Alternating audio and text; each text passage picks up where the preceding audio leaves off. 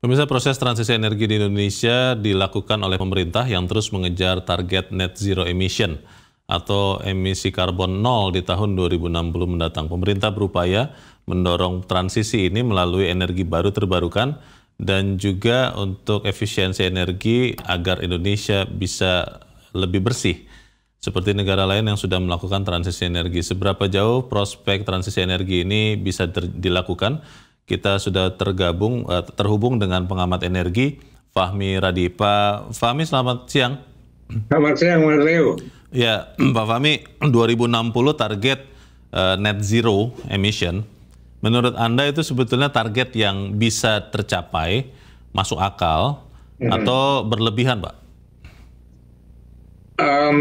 Jadi memang salah satu syarat untuk mencapai net zero emission itu seluruh pembangkit listriknya PLN itu harus menggunakan energi baru terbarukan tadi, dan itu akan dicapai dari 2020 gitu ya. Nah, PLN sendiri sudah mempunyai perencanaan dalam RPTUL bahwa sekitar 51% pada tahun 30 itu menggunakan energi baru terbarukan. Nah, ini memang tidak bisa dicapai sendiri oleh PLN gitu ya. Maka ini harus mengundang investor dalam bentuk IPP yang nanti listriknya dibeli oleh PLN tadi gitu ya. Jadi kalau melihat prospeknya bagi investor ini cukup besar gitu ya.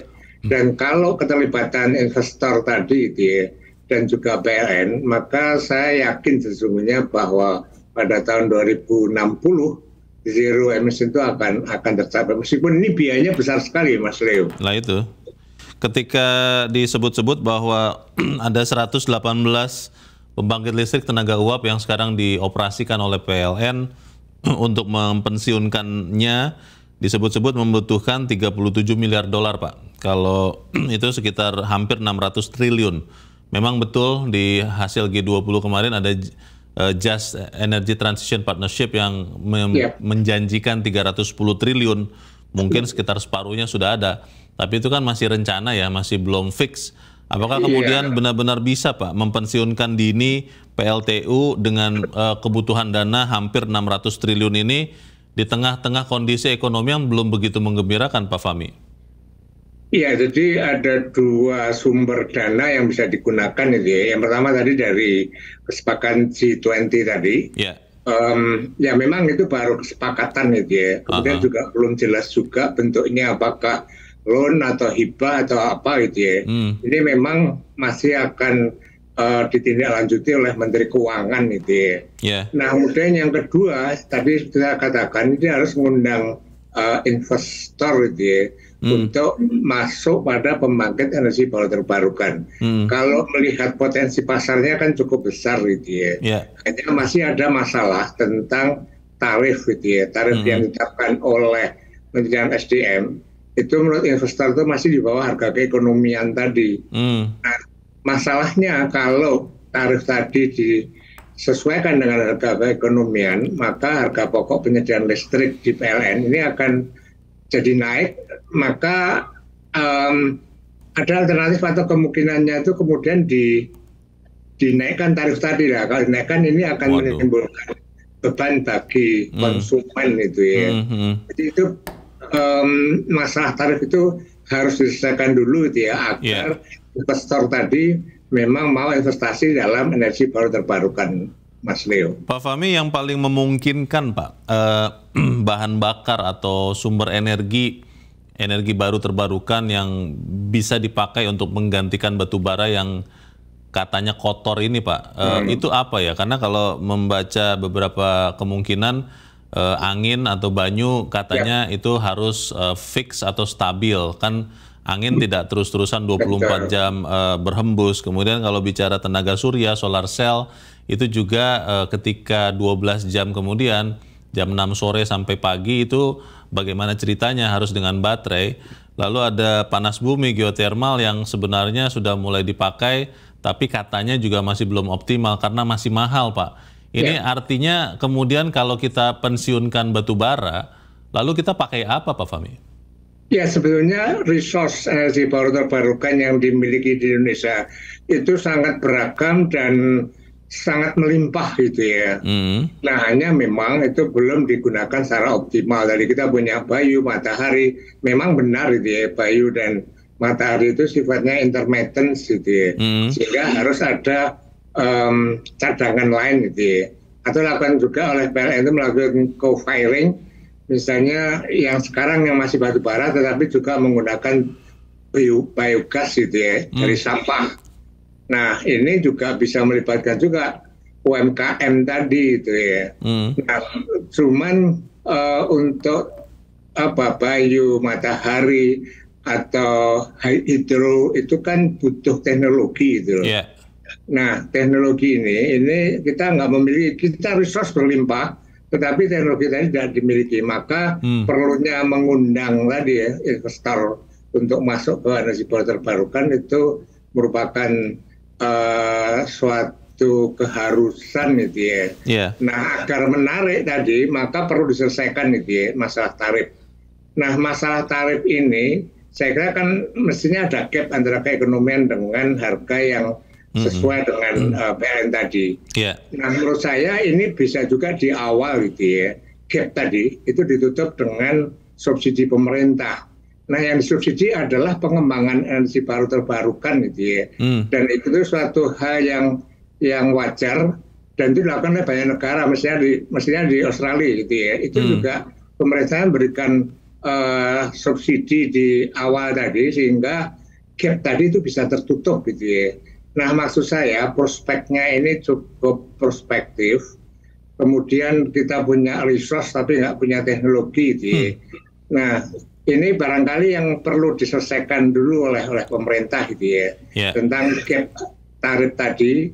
Nah, kemudian juga barangkali perlu insentif gitu ya, agar lebih menarik juga. Nah, kemudian tadi geothermal gitu ya, itu kan salah satu masalah yang dihadapi itu infrastruktur yang menuju ke geothermal tadi itu selama ini dibebankan pada investor sehingga biaya operasional itu jadi mahal. Oke, baik. Nah, itu mestinya pemerintah infrastruktur tadi yang menjaga adalah pemerintah gitu, Mas Leo. Pak Fahmi, untuk batu baranya sendiri, Pak, ini kan kita masih punya cadangan banyak sekali ya. Yes. Kalau kemudian mulai 2060 itu tidak dipakai karena itu dibilang kotor, katanya kan bisa diubah bentuknya, ada menjadi cairan, bisa menjadi gas.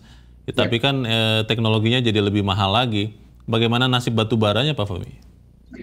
Iya, saya kira pengusaha batu bara ini juga sudah mulai sadar dan mulai memikirkan gitu ya, migrasi ke energi yang bersih. Salah satunya tadi seperti katakan Mas Leo tadi, dengan melakukan rekayasa tadi, hanya dalam hal gasifikasi gitu ya. Nah, memang teknologinya kita nggak punya, tapi Pertamina sudah bekerja sama dengan suatu perusahaan di Amerika itu ya, yang nantinya akan mengubah batu bara itu menjadi energi bersih dalam gas tabung yang nanti menggantikan LPG gitu ya. Nah, itu sudah jalan kalau salah Pertamina, Bukit Asam dan perusahaan Amerika itu. Tapi ini kan take time gitu ya, butuh waktu tadi.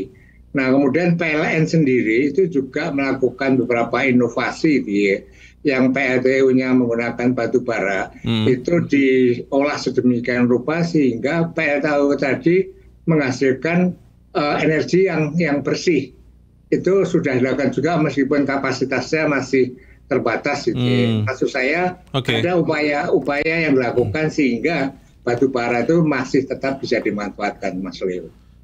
Pak Fahmi, ini kan kita bicara 2060 ya Pak, 2060 sekarang tahun 2020 artinya kurang lebih 38 tahun dalam perjalanan menuju 2060. Kita juga lihat nanti 2024 ada pergantian pemerintahan Pak.